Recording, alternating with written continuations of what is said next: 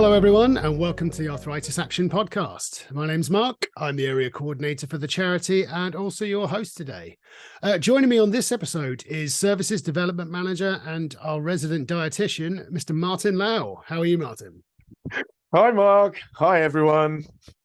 I'm all good. Thank you. How are you? Yeah, I'm good. Thanks, mate. Cheers. Excellent. Well, thank you so much for having me on your podcast. I feel absolutely honored. The honor is all mine, mate. The honor is all mine. Thank you, mate.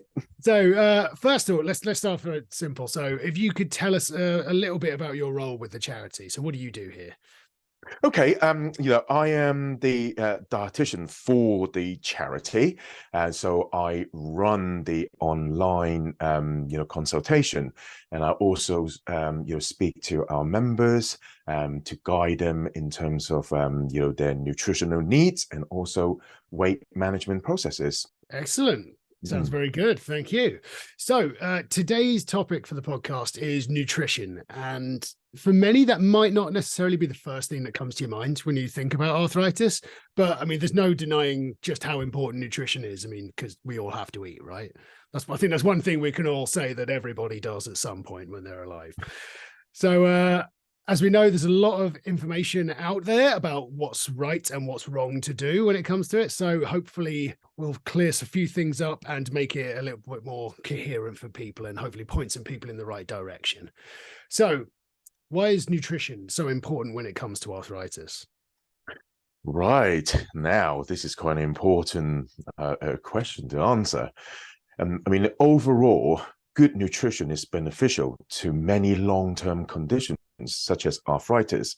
And I guess that, I kind of wanted to, set the scene here a little bit, because sometimes people tend to use the term, arthritis, a lot without understanding that there are, different types of arthritis. So what I'm going to say here is not all arthritis are the same. Now, going back to your question without diverging too much, because if we're talking about types of different arthritis, I can talk until the cows come home. So going back to your question, now, I believe there are three key areas that link nutrition to arthritis. Number one, excess body weight. Number two, modulation of the inflammatory processes. And finally, persistent pain. Now, I'm going to expand them a little bit more. Now, look, when we're looking at people carrying a little bit more body weight than they should, ultimately, what they are doing is placing a little bit more pressure on their joints, especially weight-bearing joints. Now, no doubt that everyone have heard this statement there, where if you can lose 1 pound of the body weight, you will lessen 4 pounds of pressure on your knee joint every step you walk. And to me, this is extremely powerful, and also also pointed out to the importance that if you are carrying a little bit more body weight or body fat than you should, that, it does have such a huge impact, on your joint. And again, looking at, weight loss is one of the key pillar in terms of the management of osteoarthritis as stipulated in the NICE guideline. Now, the other thing that related to carrying more body weight or more body fat is you are creating this chronic inflammation inside our body. And we also understand that if we could lose the excess body weight or body fat, it does have a huge impact on reducing persistent pain as well. So again, weight and in terms of looking at the whole landscape of how we manage arthritis is rather important. And again, this is kind of like related to nutrition as well. Now, the modulation of the inflammatory processes. We probably have heard that nutrients such as omega-3 fatty acids have been found to be beneficial.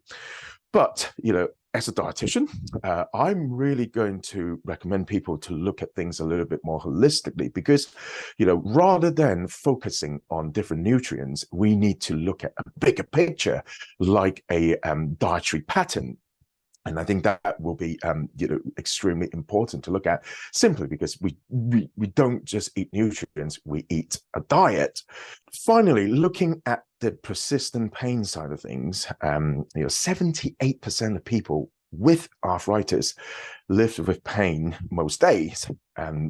And this is, a stat that has been published by our friends versus Arthritis. And I think this is, again, quite a powerful statement that people do live with pain, most of the time.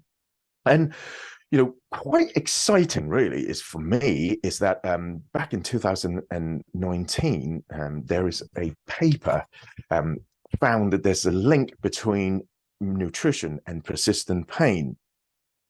And I think we are likely going to talk a little bit more about that, later on. Mm-hmm.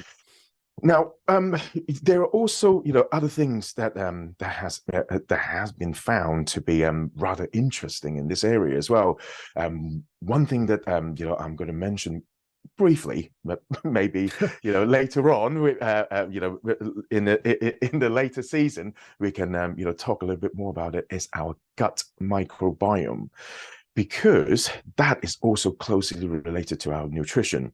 What they do, sometimes we coin this so-called, friendly bacteria, and because they can be a driver to persistent pain as well. And then, there are quite a few emerging evidence showing that, if we can sort of have a much better diversity of the gut microbiome, it can help to, dampen down, the pain. Now, people who are living with arthritis, they also, live with, or at risk with other healthcare conditions as well. And then this is where, nutrition can also come in extremely handy. For example, people with rheumatoid arthritis, or RA, has a high risk of cardiovascular disease, and good nutrition can definitely help to protect it. What type of nutrition specifically do you think people should go for if they want to start to look after their heart a bit better? The Mediterranean diet. Ample of evidence, supporting the usefulness, of this type of eating regime. In some ways, they can the Mediterranean diet, or the Met diet, can also be beneficial for people living with arthritis as well. Even though, some of the studying nutrition is extremely difficult because there are so many different confounding factors. But so far, a lot of the data is pointing towards it. If we can sort of like change our, Western type diet into a little bit more of the Met diet kind, it could sort of like have some benefits. But, like I said, we need to look at, the nutrition regime or the pattern on the whole, not because that you have listened to this podcast and said, Martin said that I'm going to have some omega-3 fatty acid, and I'm just going to supplementing with omega-3 fatty acid, but I am still having a lot of, saturated fat-based food, and, and not, keeping active. So the whole thing that needs it to be done, holistically, rather than rather than doing things in isolation. Definitely. Another thing you mentioned earlier on as well was the NICE guidelines as well. So just in case anyone doesn't know what NICE is, it's the National Institute for Healthcare Excellence. So if you want to follow Thank you, Mark. Yeah, no problem. It's what I'm here for. It's what I'm here for. Oh, do apologize for all the abbreviations. Oh, it's all good. It's all good. One question I know that comes up a lot when I do presentations and stuff, and people always want to ask this, are there any foods that make your arthritis worse? That is an extremely common question. I mean, I do get asked in my clinic as well. Now, There is a strong belief amongst those living with arthritis that certain foods or nutrients could affect the disease activity. And this can be extremely confusing for most people, and even clinicians as well. Now, if we look at it from the scientific research, they just fail to find any foods that make arthritis worse. But I mean, from the structural standpoint, so if you eat certain food, it doesn't make your your joint space narrow even more. It doesn't cause your cartilage to degrade more. So we certainly can't see that. But there are some foods that could worsen persistent pain, and this is something that I have sort of briefly alluded a little bit earlier. Now, these foods are usually the hedonistic types. So we're looking at all the yummy foods that we can get our hands on. So so the ultra processed foods are the ones that tend to be found in that particular study to be well, I wouldn't say detrimental, but it could sort of have a negative outcome on people's persistent pain. The other thing which is probably going to be a surprise to some will be salt or sodium chloride. High amount of salt intake is actually found to activate the inflammatory process. So that will be something that you've got to look out for. So if you do enjoy takeaway foods regularly, and you are living with arthritis, that will be something that I'm going to urge you to rethink, because you are now looking at something that they quite easily digest, and also high in salt. The two added together, they're not a good recipe. And like most things in the world, there are always going to be outliers. So even though that the research looked at that, there isn't anything that will make your arthritis worse. Some people will find that I'm having this bread and it's making my symptoms quite bad, or even I have aches, it actually caused me to have a flare up. So everyone is different. Ultimately, your arthritis is unique to you. So I would normally say, I know some may not like to hear this, but it could relate it to the placebo effect or just pure coincidence.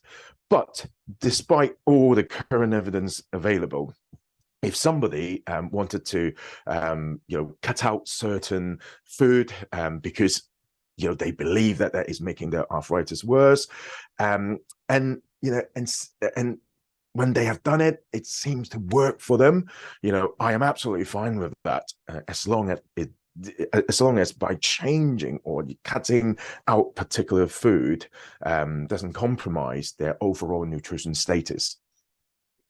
Definitely. I found one thing that's quite useful as well, if people do want to try and find things that kind of where their body feels better from taking in, is to keep a diary of what you eat and how you feel after eating. Absolutely. Yeah, the food and symptom diary is so helpful. It just gives you a lot more information.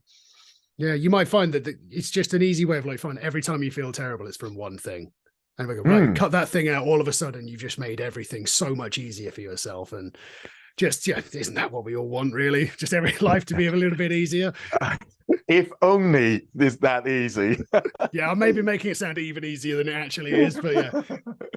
But I guess that sometimes it's a bit like a detective work as well, because I remember working with a patient a good few years back now, where I've been, trying to eliminate as many possible food as possible, and eventually we found that eggs, it was the culprit.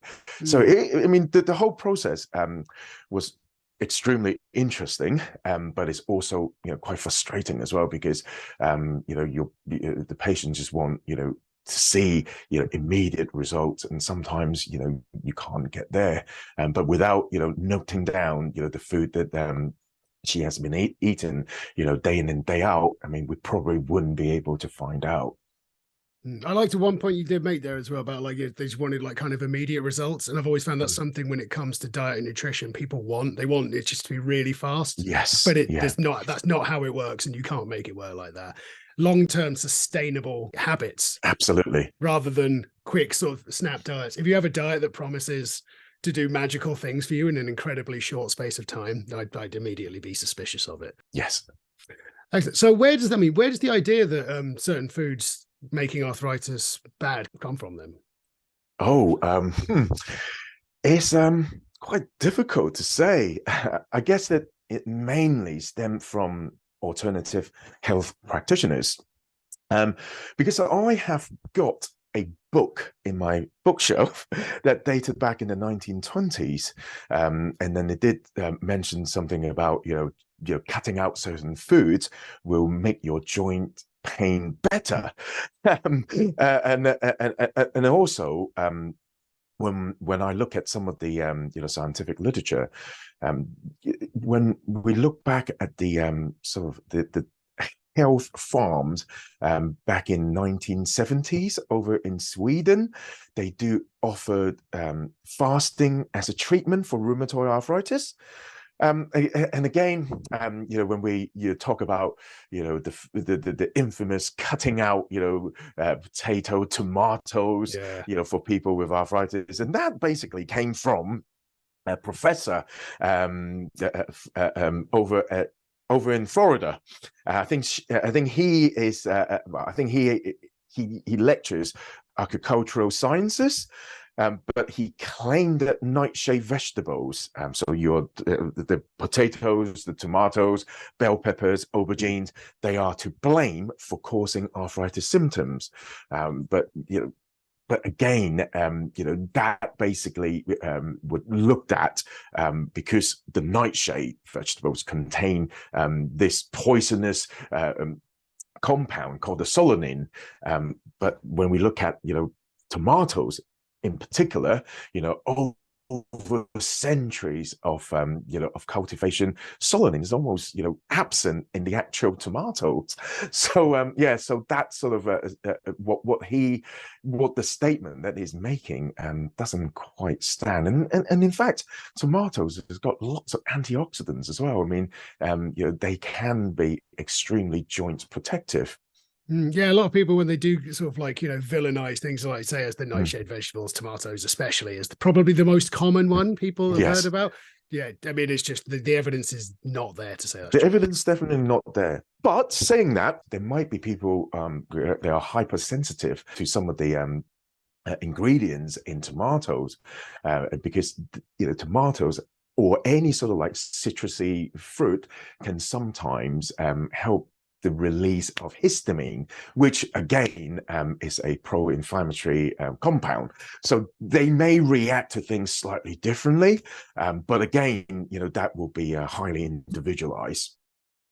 So what should, just in general, it's going to be quite broad strokes because obviously without getting into individualized care, what should people focus on in their diet since they don't have to cut out things like that? So what should they be focusing on? Sure. I mean, earlier I have alluded to a study on nutrition and persistent pain, and I would like to highlight some of those points as I feel that they are beneficial to people with arthritis. Now, first and foremost, eat a rainbow. So your fruit and vegetables will be, as much of a variety as possible and also as colorful as possible, because the colors associated to the antioxidants and also different phytochemicals, they are all going to be extremely helpful to modulate inflammation. Secondly, we need to focusing on the fiber intake. So you're looking at the whole grain type carbohydrate, and if you are having a ample amount of fruit and vegetables, you are likely going to ingest a good amount of soluble and insoluble fibers, and these are really good nutrients for our gut bacteria. So, if we have got a good abundance or good community of gut bacteria, it is likely going to help us to dampen down the pain or any sort of quote quote insult that it may have to our bodies. Now, we kind of also, briefly touch base on that will be, the focusing on the essential, fatty acids. So your, omega-3s, omega-6, and omega-9s will be extremely helpful, to ingest. And again, there are some studies pointing out, you've got to sort of have a little bit more omega-3 than omega-6. That will be something that you can sort of pay a little bit more attention to. But if you are a fish lover, especially oily fish, 1 or 2 servings per week likely going to be suffice. So no need to I think, okay, I need to maybe getting some sort of omega-3 supplements. Always food first. The other thing that will be quite interesting, to me, will be, avoid being dehydrated, because if you are dehydrated, you can experience pain a little bit more severe. So always keep yourself well hydrated. And again, finally, we'll be trying to limit the ultra processed food. And I think, this point, it is going to be quite useful to guide people in trying to construct, a nutrition pattern or even an eating pattern. But if you sort of look at it, more closely, it kind of resembles the Mediterranean diet. So there are all sort of telltale signs that, even though we can't turn around and say, oh, the Mediterranean diet is going to be absolutely fantastic for arthritis, we are not at that stage yet, but there are all sort of being signposted to a place where the Met diet can also going to be, extremely helpful, for us to modulate persistent pain. But, on the grand scheme of things is, some people, may not sort of find it, having olive oil all the time to their palate. A slightly modification of a Met diet can also be made as well. But as long as you are following, some of the principles, I don't think that you will do wrong. Excellent. Great stuff. So I'm about to open up a can of worms here. Go for it. So what do we know about the effectiveness of supplements? I mean, there's a lot that get brought up to us all the time. Things like glucosamine, turmeric, and apple cider vinegar always comes up a lot. So I just wondering what your thoughts are when it comes to supplements and arthritis. Okay. Well, those lovely leaflets that come with the Sunday papers saying that take this and it will cure your arthritis. Yes, and often too good to be true. They are definitely too good to be true, Yeah. and I do not agree with some of those terminology that they use. They're simply preying on the vulnerable. Now, in order to answer your question, there is a really good paper published in 2018. The authors set out to answer this question. They are looking at quite a lot of different supplements that directed for joint issues or musculoskeletal pain. And what they have found, I will spare you. the intricacy of the whole paper. But on the grand scheme of things, it's saying that with glucosamine and chondroitin, the evidence is really not there to support its use. And again, this is also being echoed, by the NICE guidelines as well. Now, the other things like turmeric and boswina, they have these sort of newer type of supplements. They tend to, have quite a good sort of outcome in the sort of like short to a medium term basis. And certainly there will be, more scope to investigate, their effectiveness.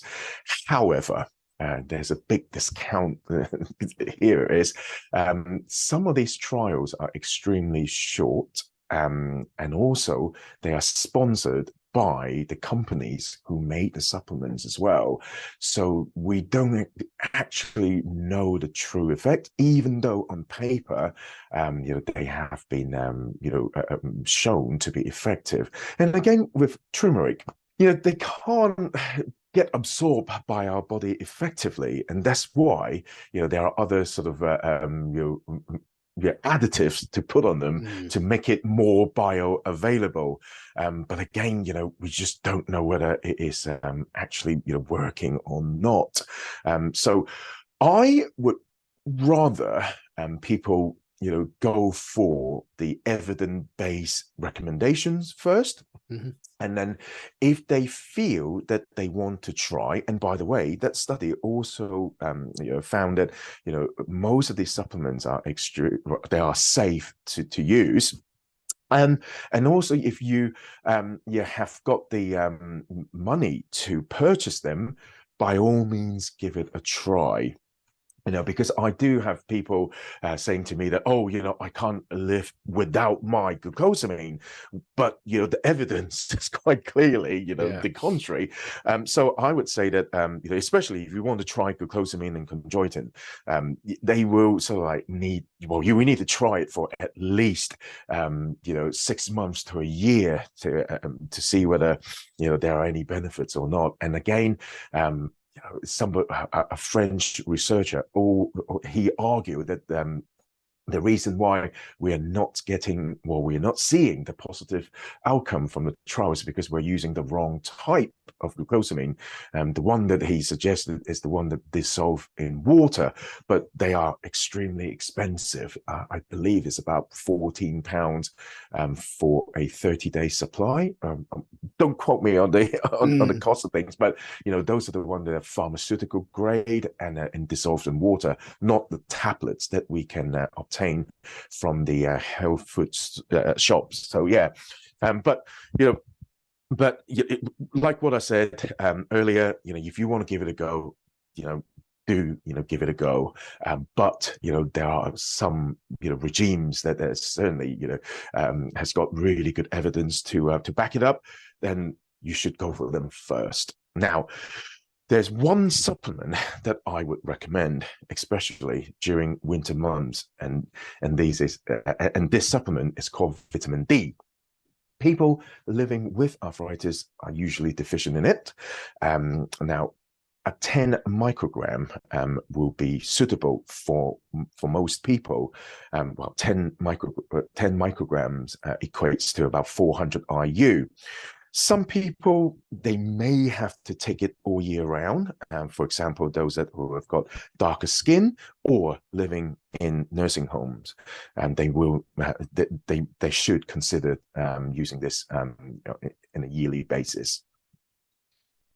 Excellent. Thank you. And also, I guess there's always the point to make that if you are considering sort of taking anything and you're unsure about it, especially if you're already on medication, then to consult with your GP first before taking it. Absolutely. Yes. So if you were to give one piece of advice to someone living with arthritis about nutrition, what would it be? Oh, crikey. I would say that enjoy your food, but not too much. Moderation being the key for all things. This is always the difficult part as well, because moderation is so subjective. But again, what I'm trying to convey really is, you can enjoy your food. There's no sort of like good or bad food. Nutrition sometimes is not black and white at all. In fact, a little bit shade of gray is is the way to go. I'm not trying to sell books here. But right in the middle, don't term or don't look at food that's good or bad. Even sugar, in your diet, as long as you don't overdo them, can sometimes enhance your meal experience as well. But but in the end of the day, we understand that how important it is in relation to our body weight and arthritis. And I do believe, I do know that some people living with the condition, they are of normal body weight as well. But I guess that the majority, of people that when we look at osteoarthritis, for example, or osteoarthritis of the knee, the modifiable risk factor is actually, the increment of the body weight. So if we can keep that in check, it is likely going to lead us away from this long-term condition. So I guess that my statement of enjoy your food but not too much, I think can be a little bit over simplistic, but I guess that it also going to be quite an important one as well. Well, definitely. I mean, there's always also, should anyone need to have any more information from you, why don't you tell us a little bit about the resources that we have available at the charity? Sure, yeah. If you kindly visit our website, we've got a fact sheet on diet and arthritis available for you to download or for you to read. We also have a fact sheet on both rheumatoid and osteoarthritis and diet as well. So this information, they are readily available for you to download. Excellent. Thank you very much. So yeah, the website address is www.arthritisaction.org.uk. And should you have any questions as well, or want to get in contact with us, feel free to send us an email. So you can either do that via the website, or you can email us directly at podcast@arthritisaction.org.uk.